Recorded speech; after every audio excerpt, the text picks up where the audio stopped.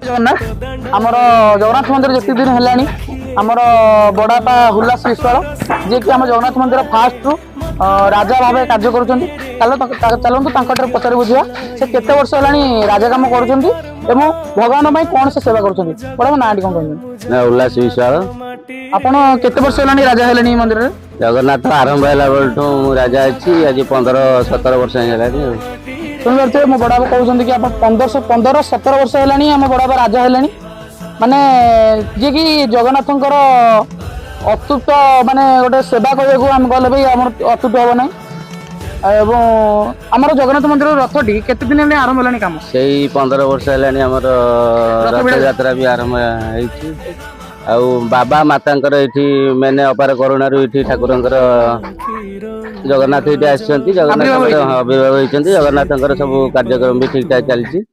लोक भी बहुत किसी साहाय्य करते आज आम जगन्नाथ मंदिर पूरा नीति देखिपे आम जगन्नाथ मंदिर कि सुंदर